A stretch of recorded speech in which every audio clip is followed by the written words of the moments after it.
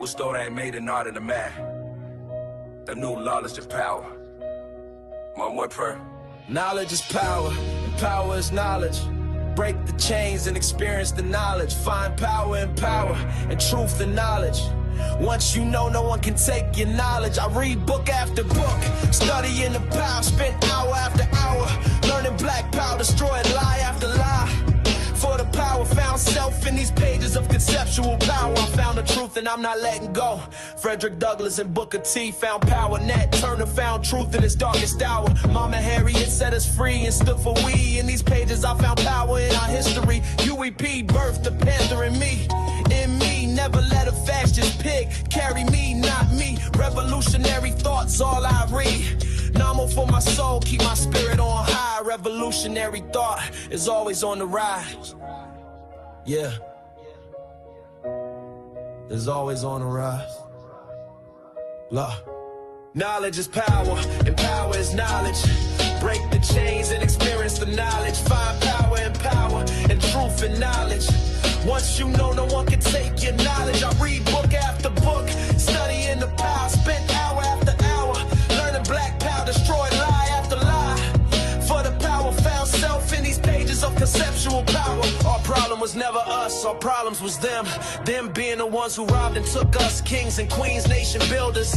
From stolen legacy to Anthony Browder, building institutions with black knowledge. Build black libraries for black scholars, building black minds, urban philosophy, urban black reads every one place. Black owned bookstores, we support your space. To all black authors, we give much thanks. Knowledge is power, and power is knowledge. Break the chains and experience the knowledge. Find power in power, and truth in knowledge.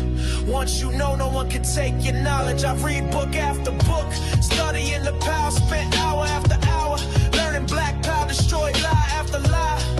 For the power, found self in these pages of conceptual power. Our problem was never us. Our problem was never us. Our problem was never us. Knowledge is power, our power is knowledge. Break the chains and experience the knowledge. Find power in power, and truth in knowledge. Once you know, no one can take your knowledge.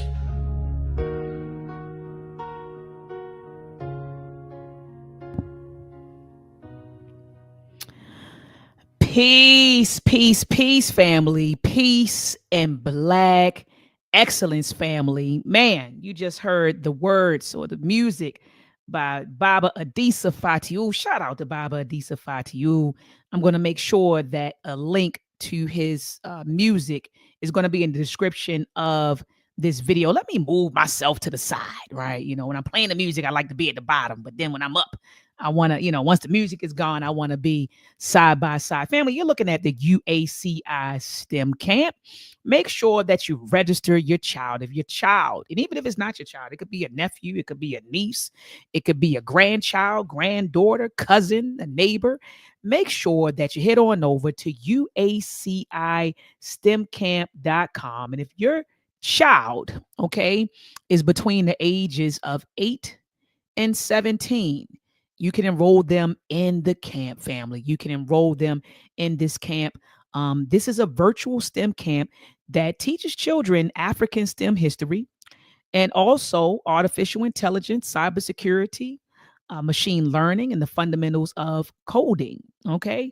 And we've been doing this, man. Shout out to Baba Amin. Okay. We've been doing this since the summer of 2022 and decided to do a winter cycle. Usually we do it during the summer, and we decided to add a winter cycle. We actually launched a winter cycle last December. And I think that when children are off for the holidays, I think that's cool and all, but we got to keep our children engaged. Ashe, we have to keep their minds engaged. So over the Christmas break, when they're home, they can log on for a few hours a day and get online with us and learn about, African STEM history and Black American STEM history and, electrical and computer engineering concepts. So you're looking at some of the graduates of our summer cycle. You can navigate to the website and learn more about our fabulous instruction team.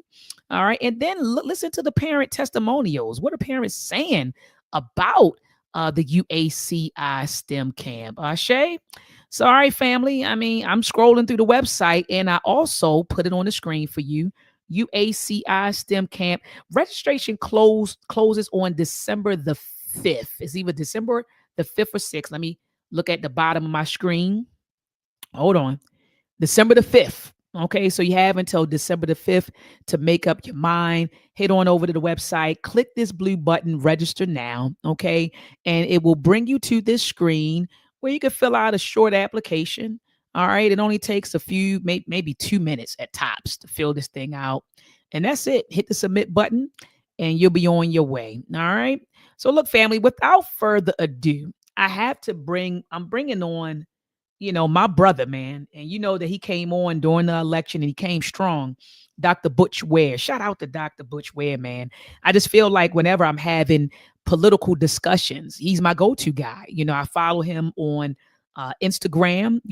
I've been following him, since I got exposed to him via the Green Party. And now, family, he's running for governor, okay, of California. We got to get behind this brother, man. This brother really loves our people. He's from us, right? He's from us. So he's our people. And he's not just from us, like he's from us and he's about us, Ashe. Because some people look like us and they from us or they are us, but they ain't about us. He's about us, family. And we need to stand behind, man, this brother, very intelligent brother, very knowledgeable brother. He's a fighter. He's a warrior. And I see Sister Marcia Pender. I saw your comment about him. She says this, family. She said, can't wait for this. She said, I admire Dr. Ware so much, and I hope he's the next governor of California. We got to make it happen, family. We got to get out there and we got to make it happen for him. We do.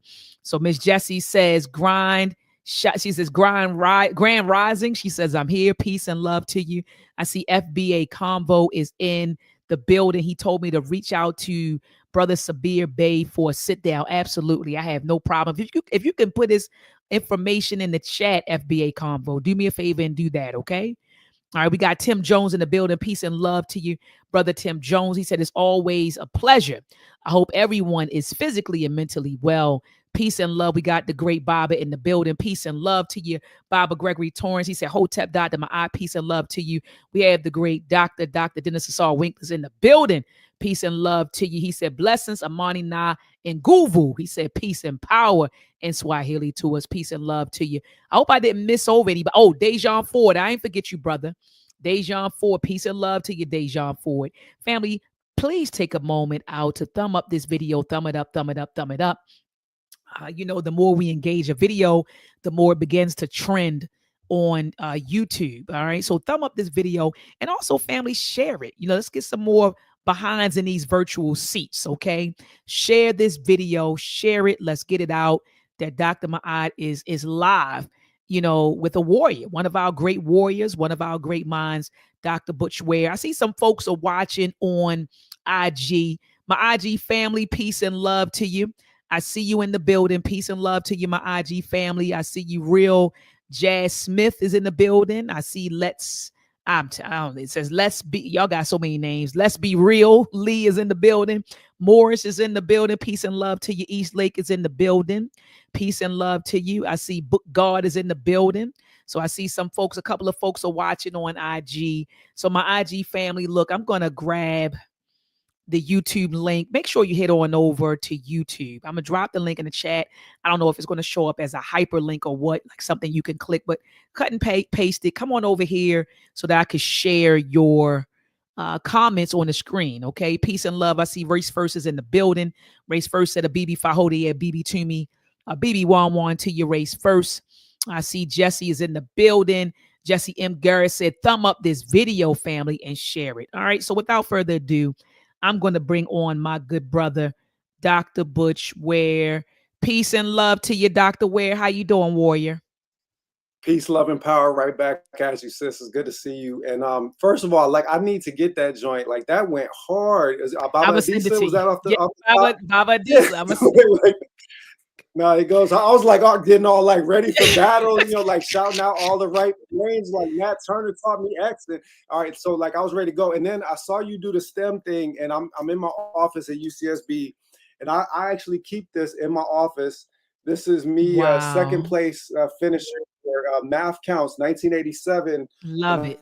I was what 13, 14 years old.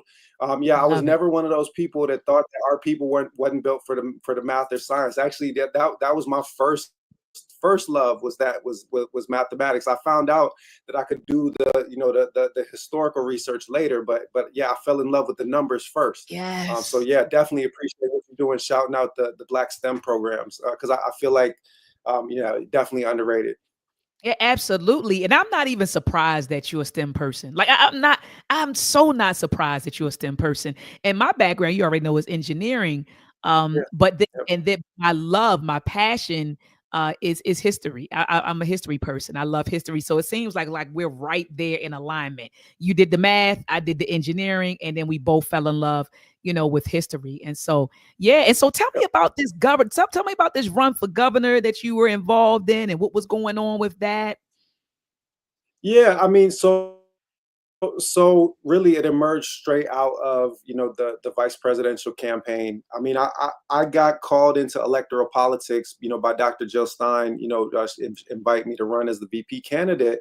And and I'll just tell you, like first why I accepted that invitation, because you and I have had this conversation, but maybe not Yes. everybody joining has, Yes. is that I interviewed Dr. Jill for my social media platform. The way that you're talking to me right now, I was talking to Dr. Jill, and I was asking her like about her program and platform, and I knew where she stood on Palestine. And we all know that all of our Black liberation heroes taught us how to view Palestinian liberation. We know that Malcolm and Thomas Sankara and all of the legends told us that this is a struggle against white supremacy and American imperialism. So we know how to situate that. But what I wanted to know was like, was the Green Party like down for our people? So I asked her in that interview, I said, where do you stand on reparations?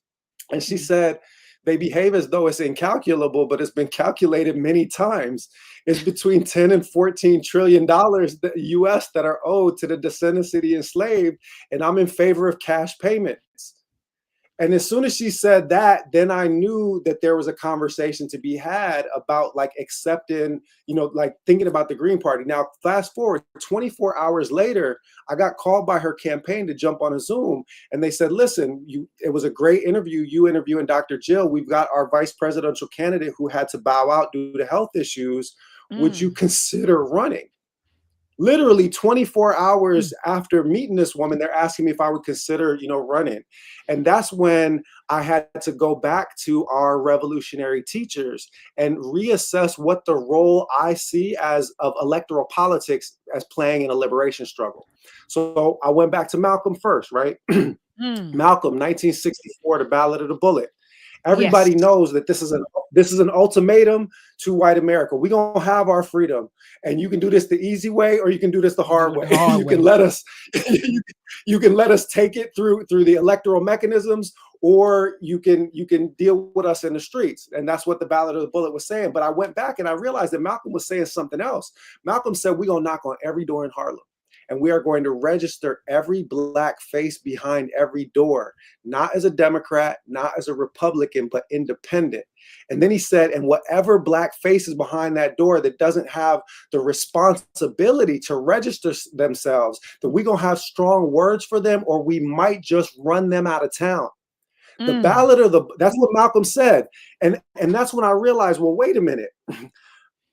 How did the Panthers deal with electoral politics? Huey P. Newton ran for Congress not once but twice. Bobby Seale ran for mayor of Oakland. What did Kwame Ture say about electoral politics? He said, voting every 4 years is the height of bourgeois hypocrisy, but I would shed my blood for the vote, and I have, because I know the vote is how I organize my people.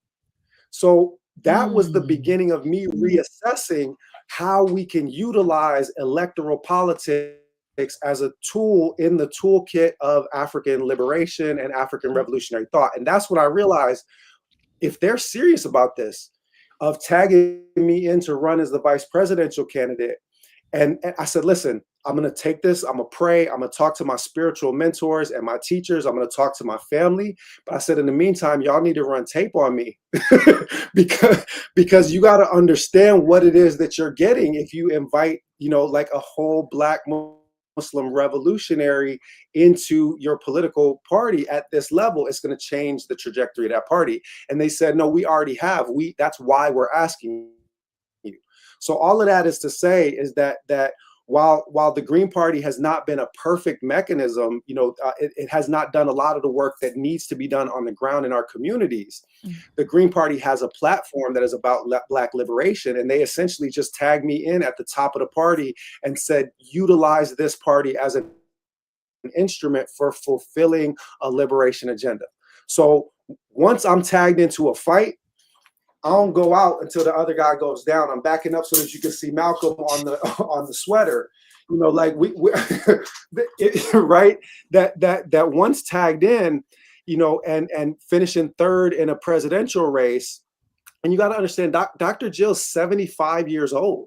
Like she came out of retirement to run. She's not planning on running, again. So like, this is essentially like an opportunity for our people to step up and assume a position of leadership inside this party, which stands on reparations and has stood on, against the carceral state, against the imprisonment of Black people. It runs on an abolitionist agenda, but at the same time, it has not yet been a party that's in the hands of Black people. So why am I running for governor in the state of California?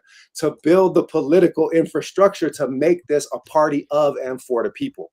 Right. And so that means that once I was starting to see that this was an opportunity to fulfill the vision that Malcolm had about getting our people organized. What'd he say? We're going to knock on every door and register. I'm not as Democrat, not as Republican.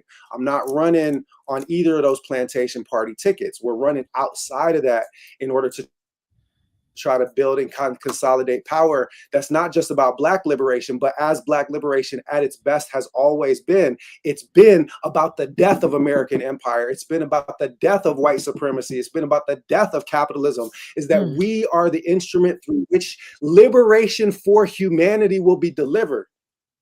And it is time for us to step up and fight this fight in our time. So that's what I'm doing. And if you want to ask like what the campaign has been like, literally the last campaign stop was with they're still active members of the Pyrus and the Brims and the Crips who street organizations who are now doing like peacemaking and community building efforts. These are senior leaders in the community. And so I'm literally like going and meeting with these brothers and saying that this party is now y'all's party. Love it. Love it. How can I show up in service to the communities on the ground so that we can actually effectuate a Black liberation agenda here inside the state of California, knowing that when our people are free, it means that Freedom Day has come for everybody. Absolutely, Dr. Ware. And I see that the elections are next, what is it, November 2026? November 2026. But the most important date, and I want to say this, it's just, I should have said this off the top. The most important date is the primary. The primary is June of 26. So we're talking about numbers 6226, right? That's the date, June 2nd, 2026. So that the primary takes place, and I can explain for technical reasons why, for me, the primary is the key to the whole election. So that's the date that I want people to remember. Okay, so what do you need from the people? What do you need the people to do? What I need the people to do is to see in this campaign inside the state of California the opportunity to break the Democrats' hold over our people and our political future. So all of those people that Baba Adisa was rapping about in the song, all of our Black liberation and revolutionary ancestors, and this is something that I find puzzling. Like, I know you and I see eye to eye on this, but it's really crucial that we should think about this.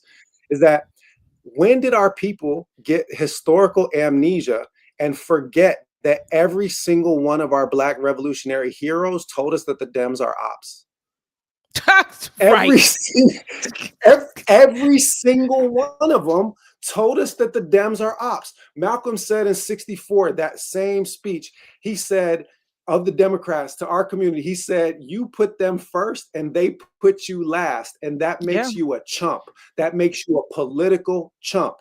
Huey P. Newton saw them as ops because the Panthers were a socialist movement. They understand that you can't have liberation and capitalism working together hand in hand. Fred Hampton said, "We're not going to fight racism with race." He said, "We don't believe that you fight fire with fire best. We believe that you fight fire with water best. We're not going to fight capitalism with black capitalism. We're going to fight capitalism with socialism. We're not going to fight racism with racism. We're going to fight racism with solidarity." They understood that our liberation struggle could not be housed inside the Democrats, because the Democrats are a party that are associated with war and empire and imperialism. They just reproduce a liberal version of white supremacy. So the short version is that what I need the people to do is to accept this invitation and bring our liberation efforts into this party, because the party is wide open for it. The same way that they invited me into it is that the Green Party understands that it has had a demographic problem, that it's been a lot of aging white environmentalists that have been in positions of leadership, and that the future of the party is a black and brown future. And so that part of them inviting me into a position of leadership was understanding that in order for this to become a liberation party, a revolutionary party, that it needed an infusion of our talent, of our vision, of our energy. And that means they're like letting us into positions of leadership whenever and wherever we want them. There's actually a great brother, I've been meaning to introduce you to him, Davon Love, based in Baltimore as well, who's been doing like great organizing work on the ground with the Green Party in Maryland. But the short version is that if you can help me build this movement, whether it's volunteering for the campaign, just spreading the word through social media, if you're in a position to make a small donation, because we don't take no corporate money, we're only supported by the people. I will never be beholden to capitalist interests ever, never have, never will. You know, like that's like what it was, a 7-Up commercial back in the day, right? Never had it, never will. Like never had it, never will. So that's what I really need. And I guess in a broader sense, rather than the kind of nuts and bolts of it, I need our people to understand the moment that we're in. We have essentially been handed a position of leadership in the third largest political party in the United States of America. Take it. Take it. Yeah, absolutely. Use what you have. Take it. Use what you have, and the reason is use that the tools you have available to people you. are saying, "Oh, well, we need a new political party." It's like, do you understand that if you were trying to get a political party that could get national ballot access across the country, the way the Greens already have, and the Greens are the only so-called third party that actually has national ballot access. You could vote for a Green Party candidate on your ballot in 44 states out of the 50, and you could write in 3 more, which means that you could in 47 states vote for the Green Party. If you were trying to create a new party and get the petitions and signatures and all the things that would be necessary to have that ballot access, it would cost you $80 million, $100 million. We have it, and they gave us the keys.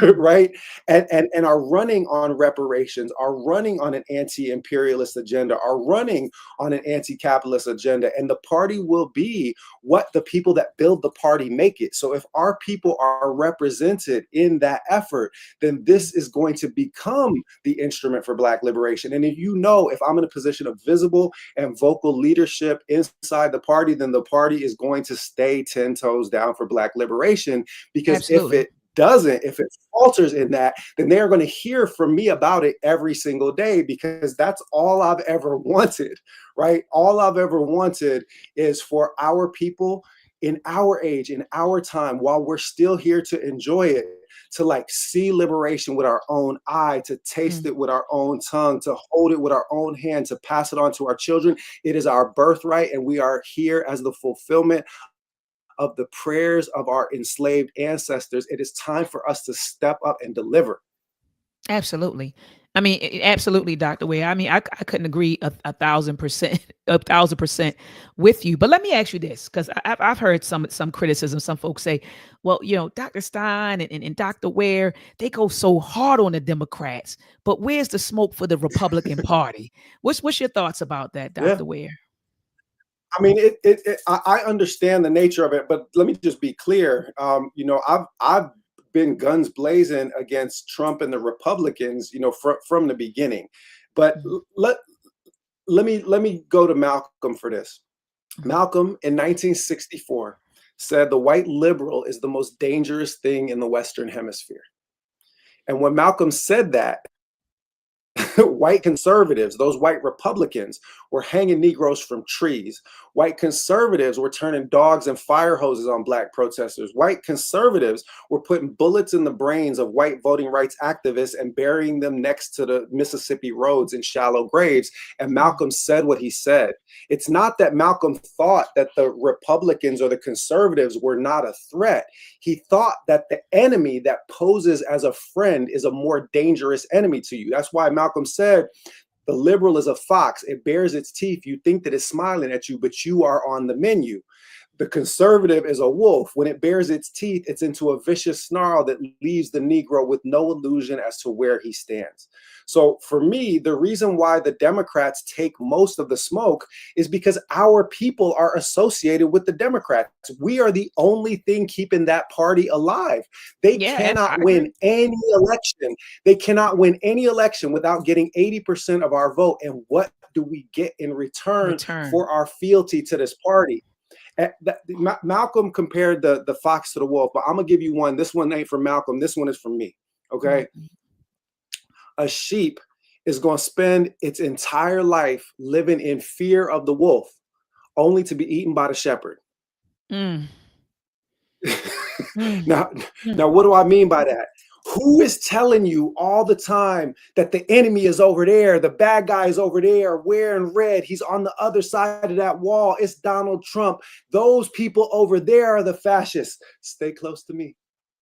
Stay close to me over here where it's safe. Right? Because you are just being kept close because you are being prepared for the slaughter.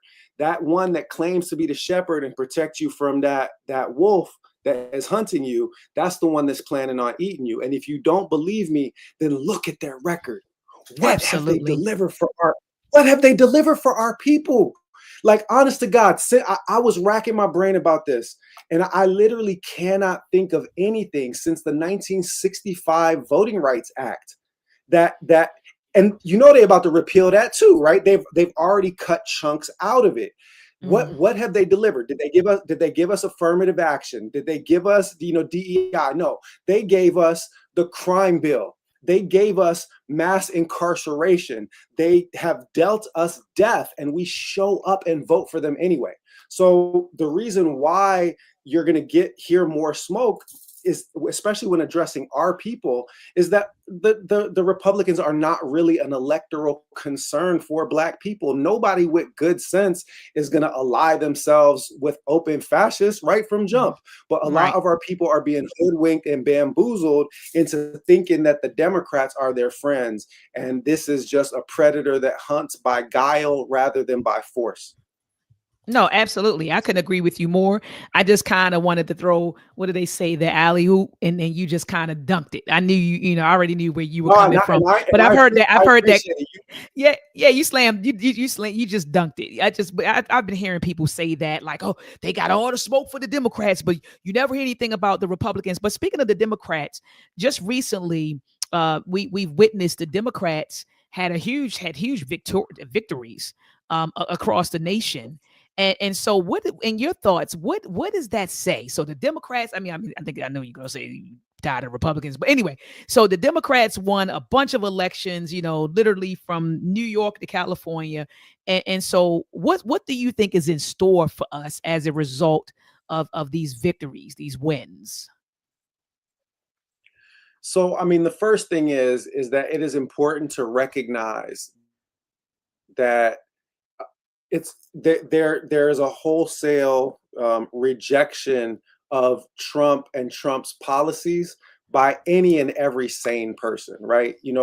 Even Trump's base is largely questioning, the basis of their decision. All of these people that, want the release of the Epstein files are wondering why Trump, who promised to release them, suddenly won't. Well, we know the answer to that because he in them Epstein files. Like he's not in them files. Like we know that. Like a lot of people are realizing that the sell-off of the country to the wealthiest billionaires is, not going to help white working class people any more than it helps anybody else. So a lot of people are rejecting Trump, and what the meager victories, because I also reject the notion that this was some kind of overwhelming, landslide. I mean, the Democrats that won, like in Virginia, like that's a person from like the corporate wing of the Democrat, party, associated with the military industrial complex. Like that might be a victory for Democrats, but that ain't a victory for us. The only significant victory that could actually affect a Black liberation agenda in a positive way was Mamdani's win in New York.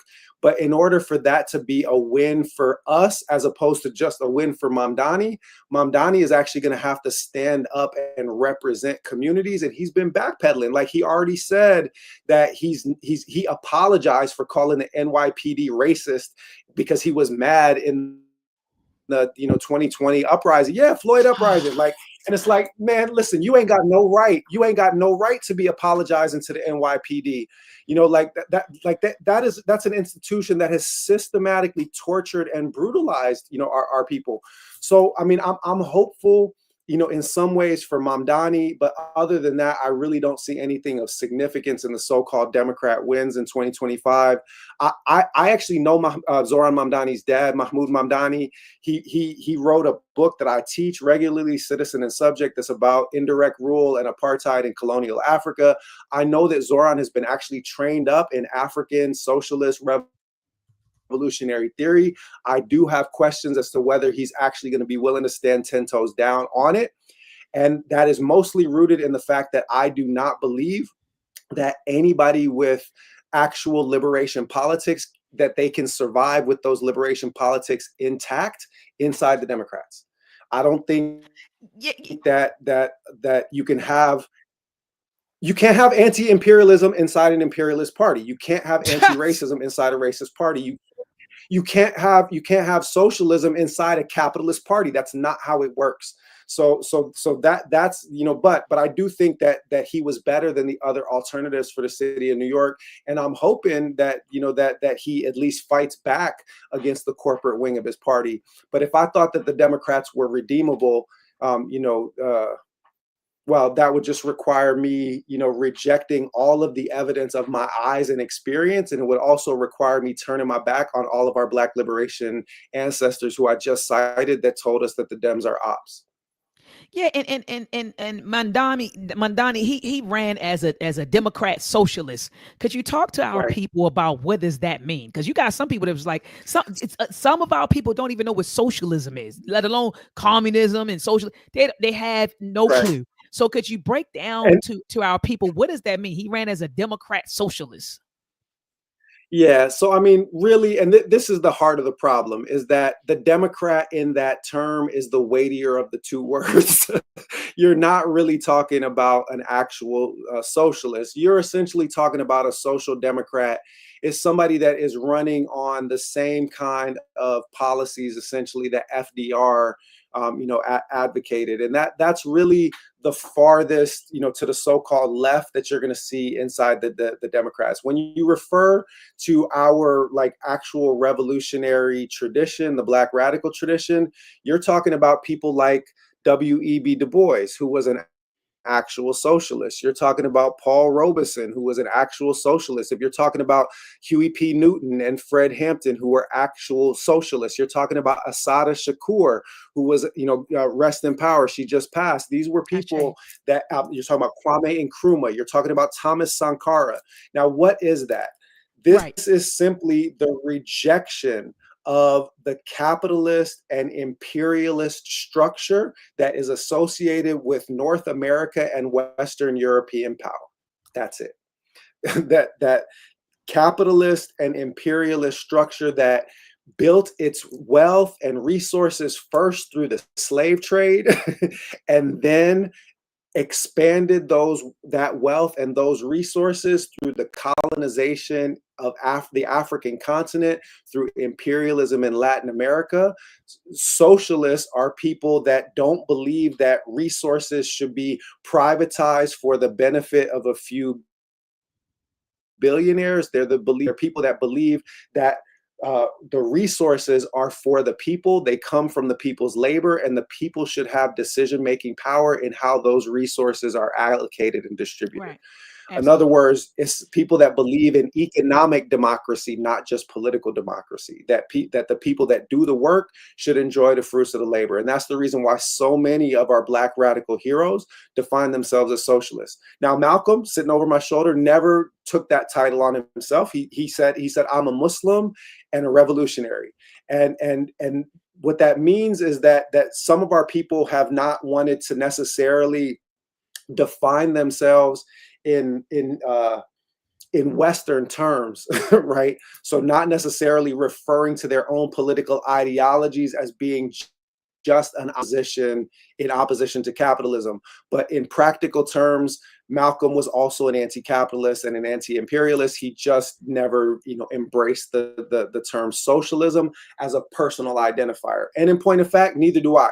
I don't actually take economic ideologies and tether them to my identity. My identity is I'm a Black Muslim revolutionary, but I absolutely believe in anti-capitalist, socialist reforms as being necessary to liberate our people. Huey P. Newton, pointed this out, is that there is no getting free from racism without also getting free from capitalism, because capitalism is the exploitation of the many by the few.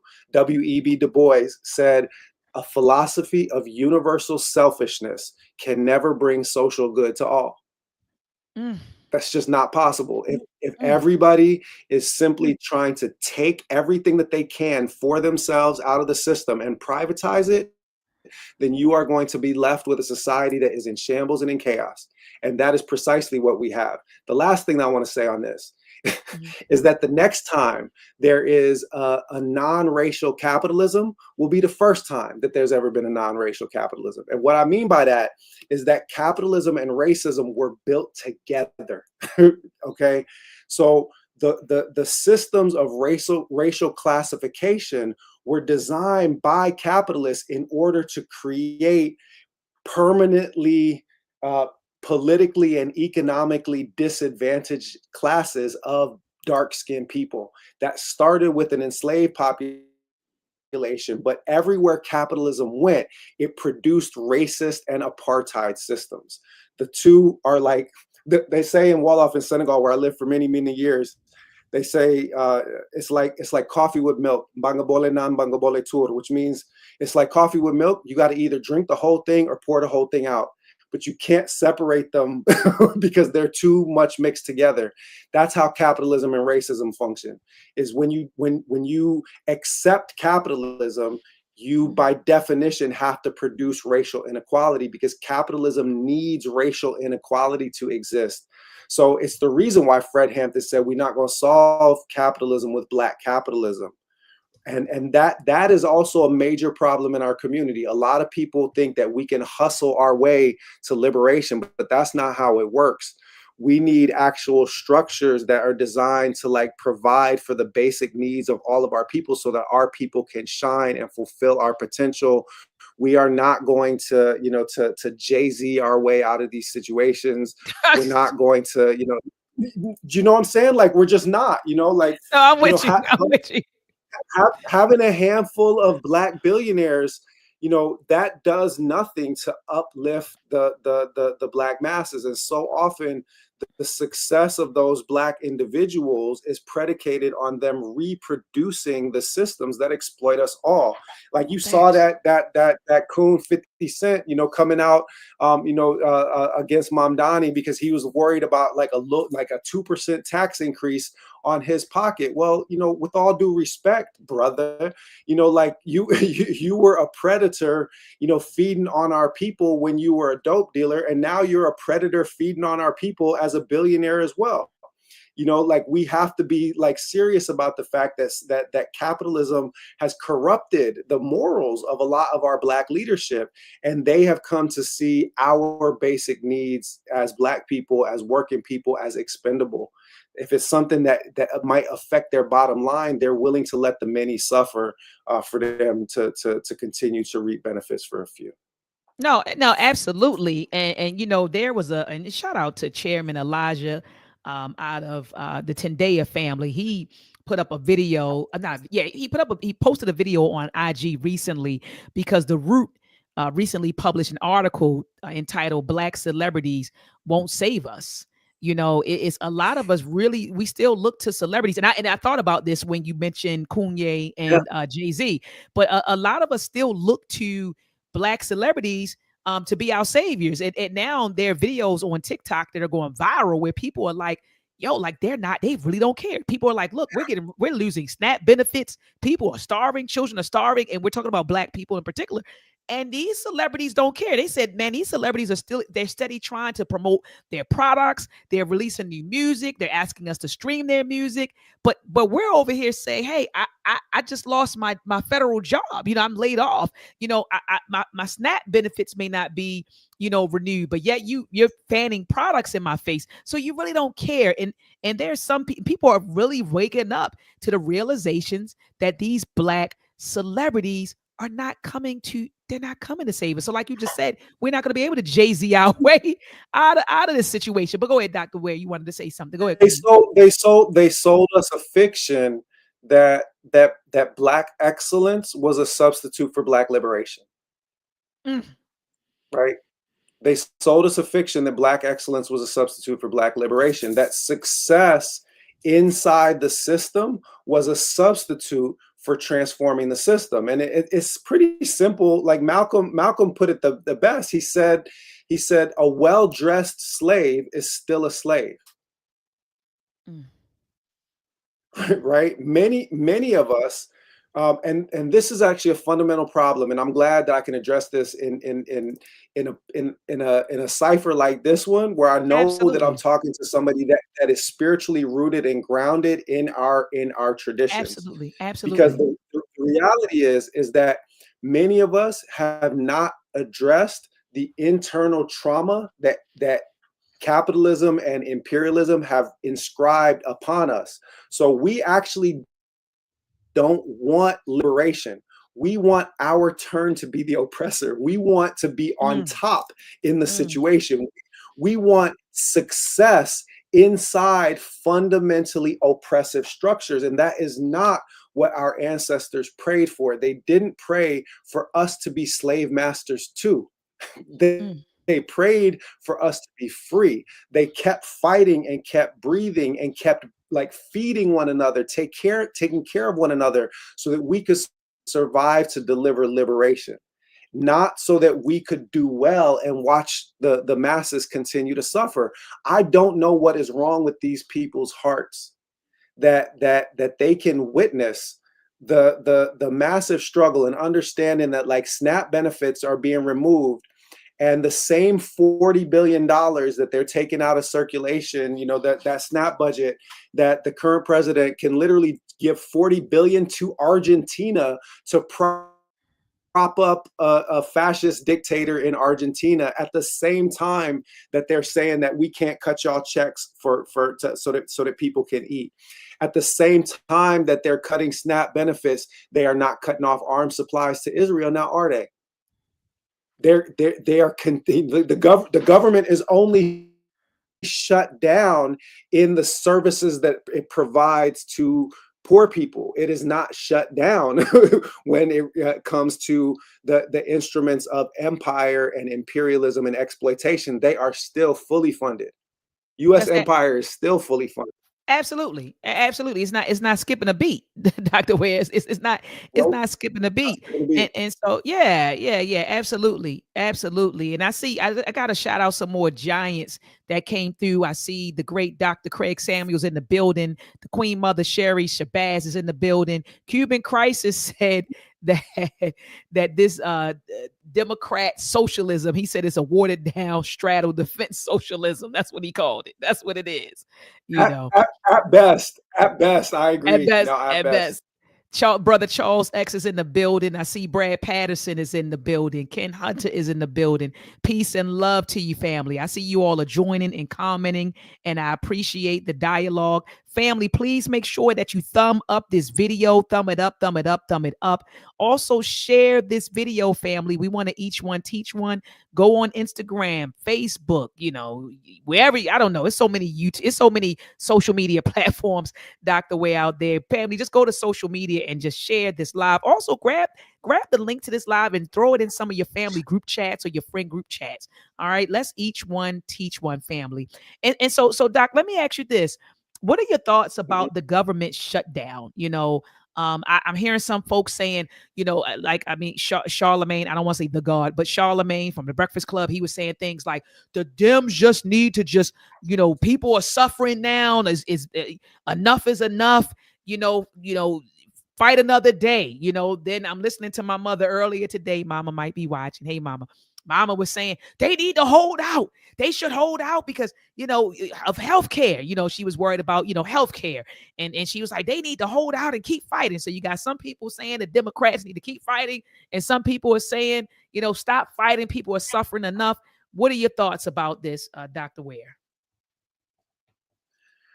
What I see is a factional power struggle between two sides of a single corporate capitalist ruling class. I don't see an actual struggle. And what I mean when I say that, probably the best way to explain this is with reference to another great African liberation hero, Julius Nyerere, first president of Tanzania. What he said, of course, the United States is a single party state, but with classic American extravagance, they have two of them. Now, why am I citing that now? Because I actually don't see the battle of good and evil taking place between Democrats and Republicans over this shutdown.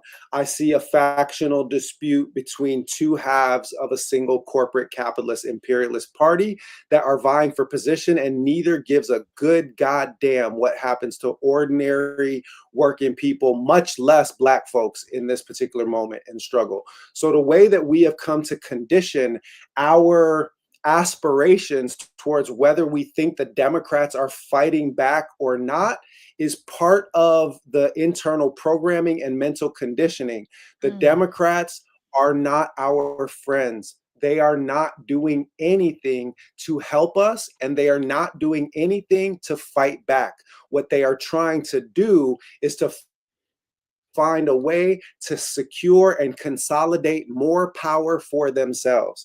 And so even if you look at the things that they're fighting over, the whole healthcare issue and the Obamacare piece of what they're holding out on. Why do we have Obamacare? We have Obamacare, which is now spiking in its costs because it continued the Democrat tradition of neoliberal economics, which means you allow for the privatization and you feed private corporations from the government trough. What everybody asked for was universal single-payer healthcare, with taking the insurance companies out of the middle, and that's the ones that are leading to the escalating costs. If they had just done the job that they were sent to do, then we wouldn't be trying to preserve this broken and busted Obamacare, which is the reason why in the state of California, I'm just running on single payer universal health care. You should not have a copay when you go to the doctor. You shouldn't go broke because of a cancer diagnosis. The reason is that the state should cover those basic medical costs, period.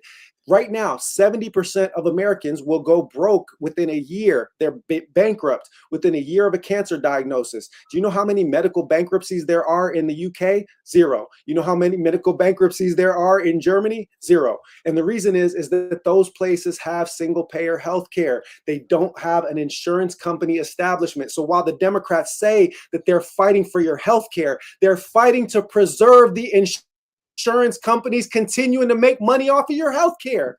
They don't care about you. They care about their partners in crime. They care about the corporations who they serve, and they got you identifying your problems with their solutions, but their solutions serve their donor class. They do not serve you. People have a lot of misconceptions about what the Democrats do and don't do. We had this thing here in California, Prop 50. I heard about that. Supposedly the election rigging, right?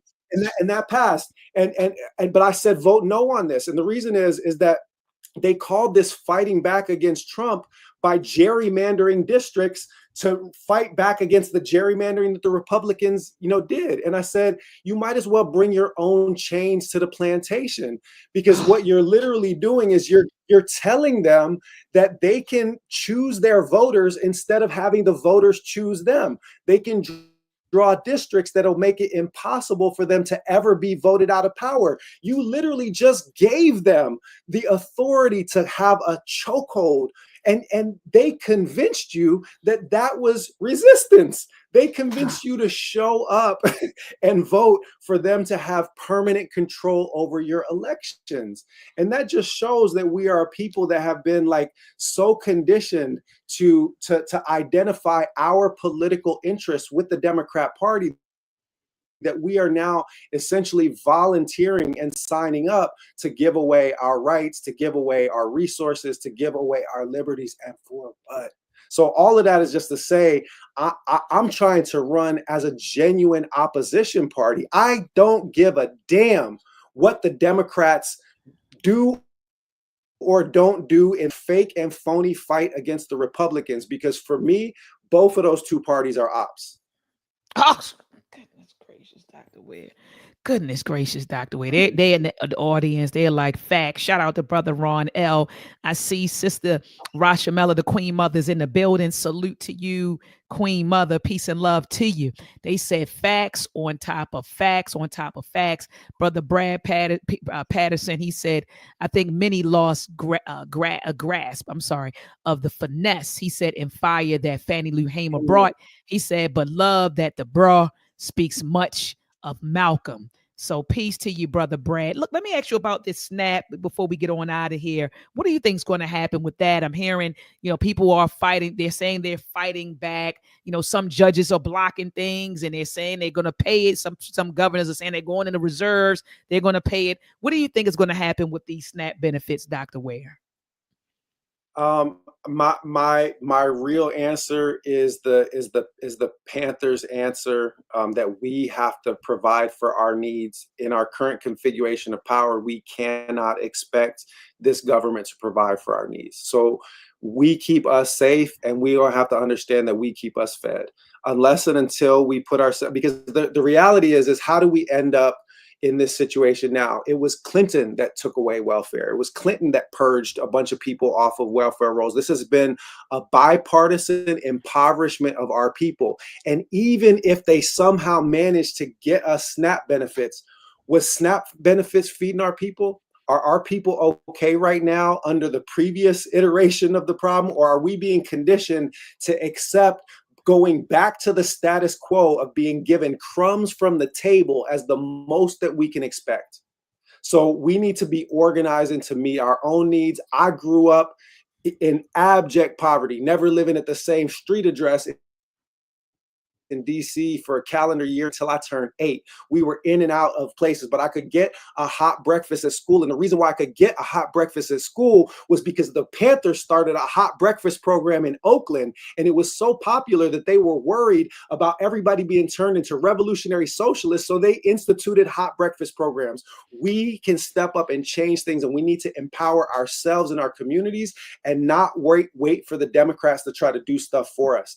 I am hopeful that people will be able to get what they need, but I do not believe in either of these two parties' capacities to deliver on our basic needs. That's why I'm organizing for us to try to have political power that's independent of them, because under a Ware administration in the state of California, we're not going to have to worry about SNAP because we're going to have universal basic income, right? We're going to have people's basic needs being met so that people can then thrive. We're going to have education not be tethered to your property taxes. We subsidize a bunch of things inside the state of California. The first thing that we should be subsidizing is education, so that whether you are in Compton or Beverly Hills, you have the same amount of spending per student, because otherwise you're just going to keep producing the same racial inequalities and disparities. for me, yes, I hope that we can that people can get groceries on the table, but I'm more concerned with actually trying to make sure we're no longer accepting crumbs from the table. I'm trying to build political power that is independent of both of these two exploitative parties. Ashe, Ashe, and I'm with you. I thought about it, and shout out again to Brad Patterson. He said he mentioned Fannie Lou Hamer when you were talking about, when you gave us your thoughts Yeah, on the snap. Fannie Lou said a nation that can't feed itself can't free itself, right? So and we free got to be able yourself. to, we got to be able to, yeah, it's a nation that can't feed itself, can't free itself. So we got to make sure that we're able to do that. Shout out to Sister Juju in the building. She said, I know she's watching, and she said Aunt Mildred is watching. So sending love to Sister Juju and Aunt Mildred. I was with them all day. We were at church today. My mother church was celebrating their 135th anniversary. Shout out to the church. Shout out to the Star. And so we were down there for celebrating their 135 years. And so they was with us all day in town. So salute to you, That's Sister beautiful. Juju and Pseudo Killers on deck.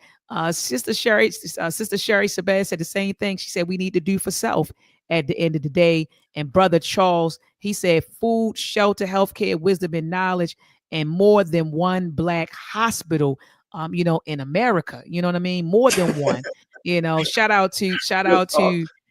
shout out to who's this? Shefton says Ami, Emil. I'm sorry. She said Oakland is in the house. So peace and love to it. So I see the families in the building. Let me drop a bomb for you right now, because you were the bomb. You always the bomb. Fire! You're always the bomb. Fire!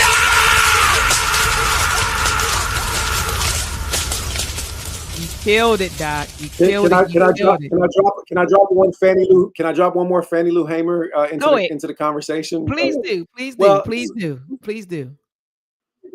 since she was name dropped, we also have to be protecting ourselves, because we have to understand that the Trump administration has made open KKK type Charlie Kirk white supremacy popular. We've seen Black folks and poor folks hanging from trees in Mississippi and in other places. And if we are serious about Black liberation, then that means we need to be serious about self-defense. We need to be Absolutely responsible for keeping our own community safe. And Fannie Lou Hamer said, I don't worry about white boys. She said, I don't worry about any white boy burning a cross on my lawn because I keep a loaded shotgun in every room. Yeah, she did say that. And anybody that tries it ain't never gonna write their mama again. So that, and when Malcolm talked about self-defense, he said self-defense is not violence, it's intelligence. If you live inside a state that is not only not going to protect you from violence, but that is going to inflict violence upon you, and now we see, especially with the escalations in ICE and the Gestapo state, which is not just affecting Mexican Americans and Latinos, but a lot of Black immigrants of various stripes and backgrounds, which means that it threatens us. We saw them rappelling into Chicago projects and tying up Black kids with zip ties. We need to be prepared to defend ourselves. So Fannie Lou Hamer, that was one of the things that she taught us. No, absolutely. Got to protect yourself. We got to be able to protect ourselves. Absolutely. I've been having conversation with my students about that. I said, you over 21? And I said, look, I got mine. I hope you got yourself, and you can finish the rest. No, that's right. You better be able to protect you, you and yours. And when I say you and yours, I'm talking about you, yours, and ours. Got to be able to protect ourselves. Yep. Doc, do you have any closing words for the listening audience? Yeah, I'm going to close on this. ButchWareForGov.com, and you'll see what the platform is. You'll hear from me about the vision, but I'm just going to keep this real simple. Is that the third largest political party in the United States of America and the only non-corporate owned party that has electoral reach from coast to coast, has brought in a whole Black Muslim revolutionary who's been teaching Black revolutionary history, African history for my whole life, and organizing in the Black community, in the Muslim community, and especially in the Black Muslim community for my whole life. They have essentially handed me, and therefore us, the keys to this political party. So if you want to bring actual Black liberation politics into the national political environment, which will definitely shape and reshape the possibility in every single local environment from DC to LA, then help with the campaign. And even if you are dead broke, flat broke, penniless, you can volunteer time. If it's 2 hours a month, 3 hours a month, we have a volunteer coordinator that literally interviews every single person and says, where are you based? What's your capacity? What's your skill set? What are your interests? We have ways of getting people to work because we're competing with war criminals, racists, and genociders who are swimming in blood money. So we need people power to offset the blood money. If you are not in a position to donate, then volunteer, because I'm telling you, I've been doing push-ups on my knuckles since I was 15 years old and read Malcolm's autobiography, just waiting for an opportunity to punch in this liberation fight. When I got tagged in, I'm not going out until the bad guy goes down. We are getting free, and I really, really need your help and support in order to build a political infrastructure that's actually capable of delivering liberation. Absolutely, family. And I'm showing the website right now, family. I'm actually, Dr. Ware, going to go through. I want to comb through and check it out. Like, you have a Yep. lot of stuff here. You have your agenda, you have your principles. It's a lot of information, family. So make sure that you all head on over to Butch Ware for gov.com, family. Check them out. Let's support this brother. Let's get behind this brother. I dropped the link in the chat, so make sure you click on it. And if you can donate. Look at this. I'm gonna make sure that I make a donation. Look, Doc, I won't be able to do it until the 19th, but I'm gonna make a donation.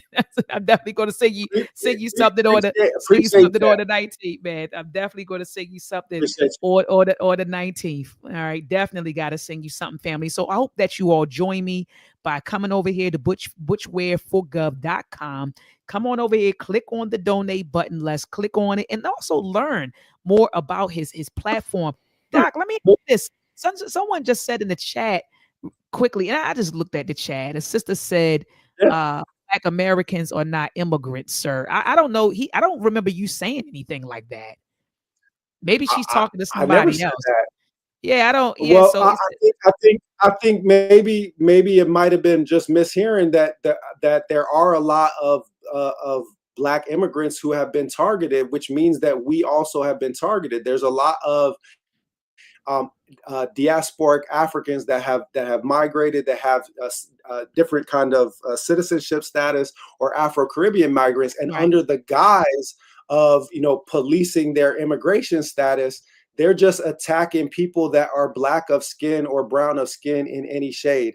So all of those that think that the attack on immigrant communities was somehow not going to affect us, that's not been the reality. The reality is that people like me, whose ancestors go back at least to Ware County, Georgia, and 3 Ware plantations that were owned in the period before the Civil War. Like, that's where my people go back to, is that people that have been here for 3 centuries, 4 centuries, are being targeted by these Gestapo police under the guise of immigration policing.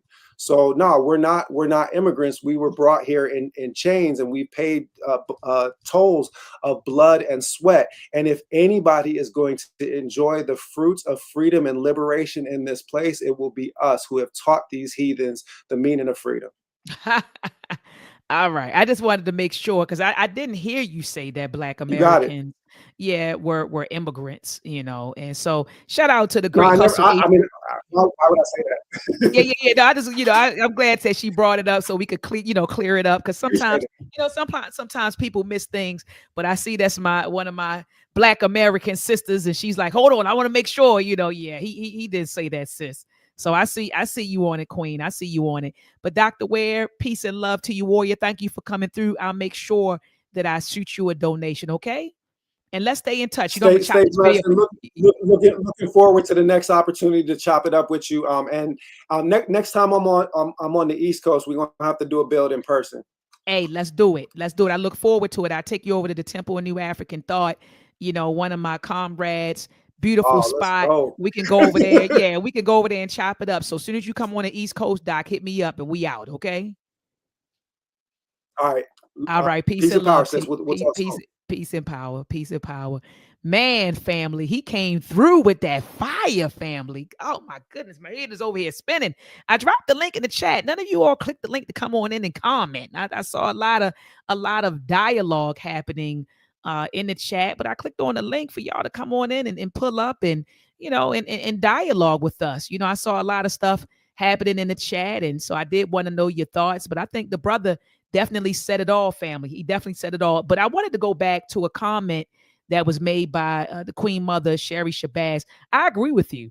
We should not support anybody who does not support us. She said we need to stop supporting these Black celebrities. And I agree with her. We should not support anybody who does not support us.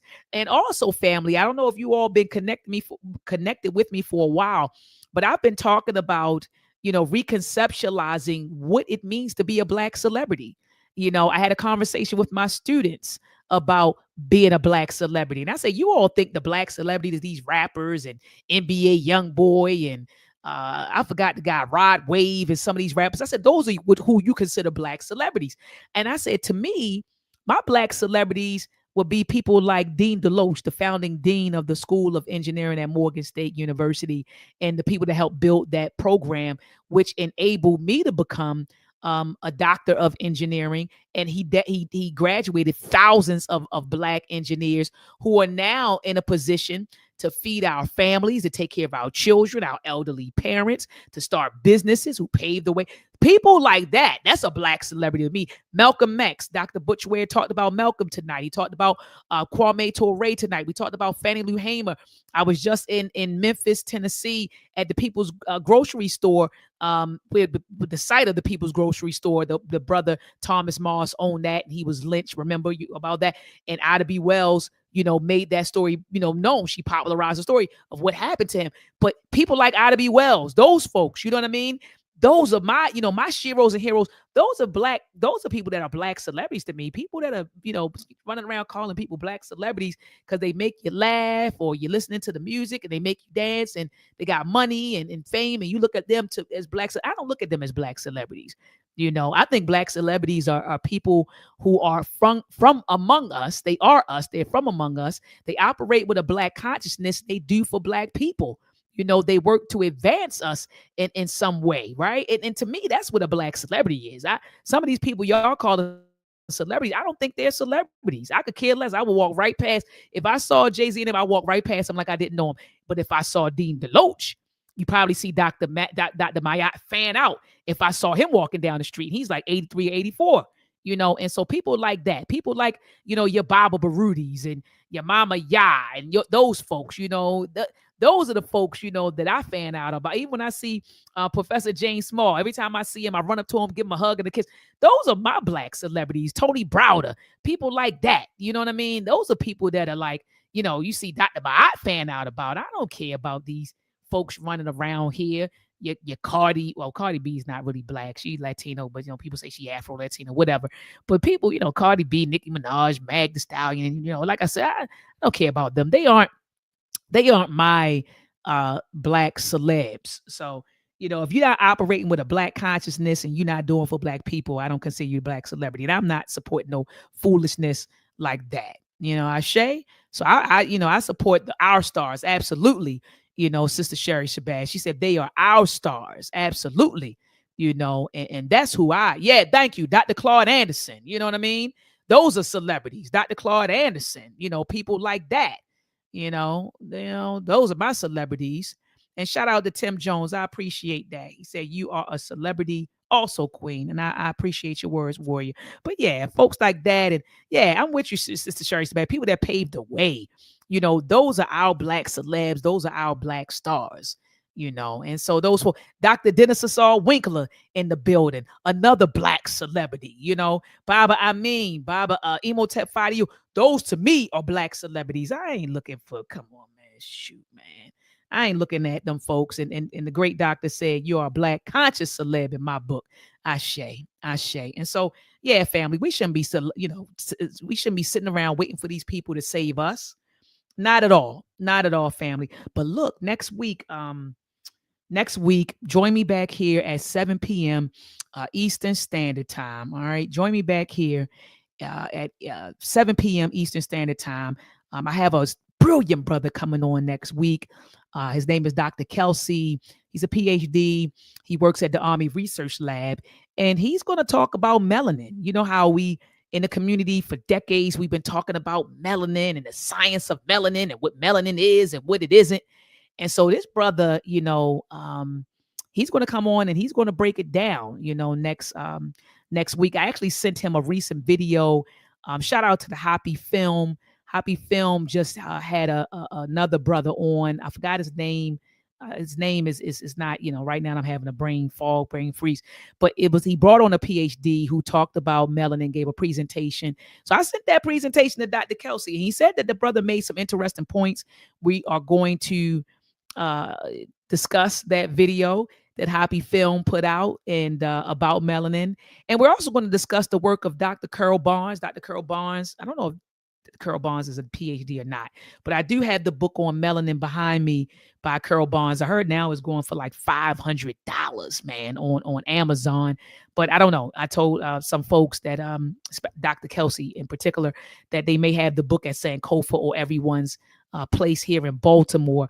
But he's going to get that book, and we're going to flesh out some of the misconceptions and the misinformation and disinformation that they have, that our people been saying about melanin. It gives you superpowers, and we're going to be talking about that next week. So make sure that you're back here next week with me, family, at 7 p.m. Eastern Standard Time to talk about melanin, right? We're going to clear up some of those misconceptions and misinformation, disinformation about melanin, family. Before you get out of here, thumb up this video, thumb it up, thumb it up, thumb it up. Also, family, if you haven't subscribed to my YouTube channel, subscribe to my YouTube channel and hit the notification bell so that whenever I go live, you will be notified. I'm seeing folks joining on IG, my IG family. Come on over here to YouTube, type in Dr. Ma'at, subscribe to the channel, hit the notification bell. You're not going to get a lot of notifications because I normally go live only on Sundays at 7 p.m.